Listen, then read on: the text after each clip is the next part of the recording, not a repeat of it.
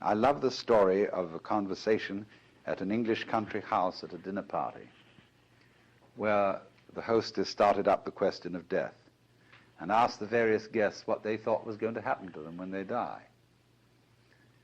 And some thought about reincarnation, and others thought about various kinds of different planes of being, and others thought they were going to be annihilated.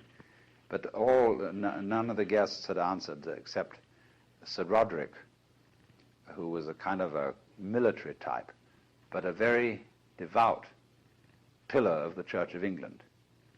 He was the church warden, chief of the vestry in the local country parish.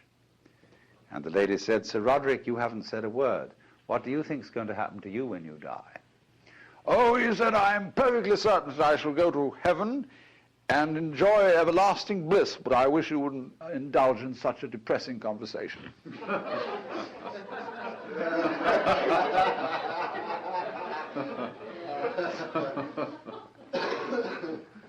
That's true, isn't it?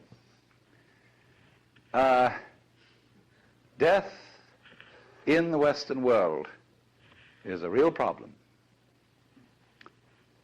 We hush it up.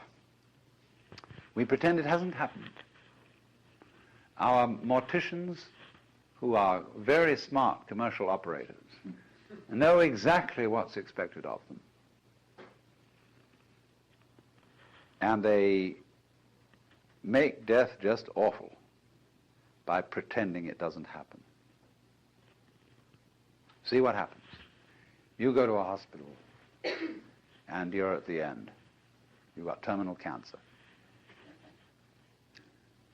And all your friends come around and they wear false smiles and they say, "Cheer up, you'll be all right. In a few days from now, you'll be back home and we'll go out for a picnic again." The doctors have their bedside man. You see, a doctor is absolutely helpless with a terminal case because a doctor's, by social definition, a healer. And he's not allowed to help you die. He's out of role.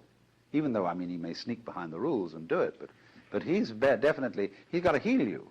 So he's going to keep you indefinitely on the end of tubes and all kinds of things, while there's a certain grave demeanor to all this, and all the nurses are so pleasant and so totally distant because they know this is death. And they mayn't be frank with you. That's why they feel distant. It's not that they're not concerned. It's not that they're heartless people, but that they just don't know how to be frank, like lots of people when they meet a drunk. They don't know what to do with a drunk because he's not behaving right. And so when you're dying, you're not behaving right. You're supposed to live. See, so we don't know what to do with a dying person. We don't get around that person and say, listen, man, I've got the news for you. You're going to die. And this is going to be great. Look, no more responsibilities. Don't have to pay those bills anymore. Don't have to worry about anything. You're going to just die. And let's go out with a bang. Let's have a party, see? We'll put some of that morphine in you so that you won't hurt too much. But we're going to prop you up in bed, and we're going to bring all our friends around, and we're going to have champagne, and you're going to die at the end of it, see? And it's going to be just marvelous. It's like being born, see? When we had birth problems, see, all women used to think that birth had to be painful. It was good for them. It was one of the things you had to suffer because you'd been screwing around with people, and therefore you had to have a child, and it's got to hurt. And then the doctors got together and they scratched their heads, and a man called Grantley Dick Reed said, "No, birth doesn't hurt, it's natural."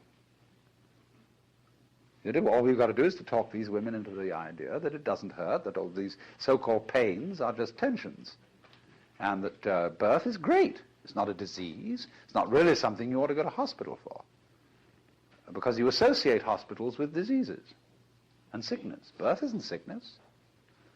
All right, now let's do some new thinking. What about death? Is death sickness? Or is it a healthy, natural event like being born? Of course it is. So, I mean, a little change in social attitude about this will fortify everybody else. I mean, if I'm alone and all my relatives are going, and kind of pretending to me, it's going to be hard for me. I've got to challenge the whole bunch of them and get my dander up and say, listen, damn you, I don't want all this thing around here. You've got to take a different attitude about my death. Well, that's hard. But if everybody helps me, and we do, we're all one body, if they all come around and say, congratulations, you're going to die. Liberation. Liberation now, you see. Because just before you die, I mean, look, I know very well a skillful priest handling a person dying can do this for them. But he has to talk very, very, very straight. And he has to say, listen, these doctors, don't you pay any attention to them. They're trying to amuse you and deceive you. You're going to die. This isn't terrible. But it's just going to be the end of you as a system of memories. And so you've got a great chance right now, before it happens, to let go of everything. Because you know it's going to go, and it is going to help you. It's going to help you let go of everything. So if you have any possessions left, give them away. Give everything away. And if you have anything to say that is you felt that you ought to say before you die, and that you're kind of hanging on to and it's bothering you, say it. I mean, I don't mean necessarily a last confession, but say it said that Adlai Stevenson, shortly before he died, said that he had been making a monkey of himself because he didn't agree with the government's policy about something or other. You know, he had to get that off his chest because he had a little thought in the back of his mind that things were catching up with him. You see? So the moment comes when this thing called death has to be taken completely, not as some ghastly accident, something that all the friends are going to stay away because you're awful. I mean, sometimes people, when they die, are in a very unpleasant physical condition. They don't smell good, they don't look good, and so on. But an enormous amount can be done with scientific methods to make things reasonably tidy from a purely sensory point of view.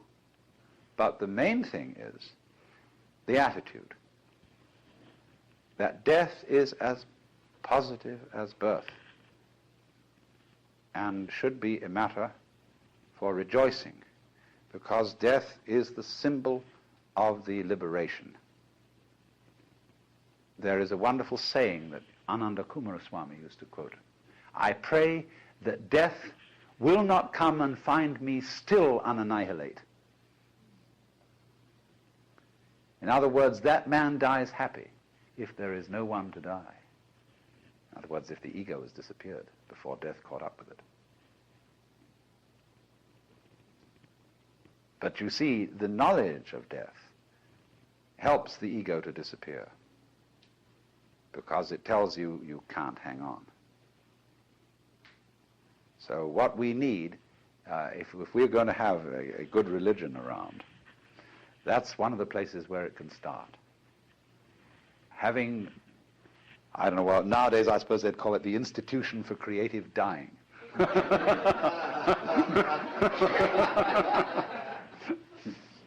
But something like that.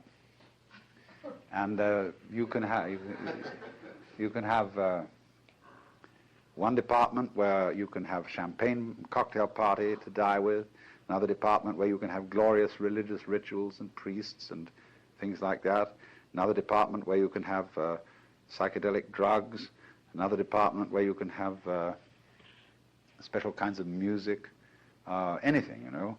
All these arrangements will be provided for in a hospital for delightful dying. But that's the thing, to go out with a bang instead of a whimper.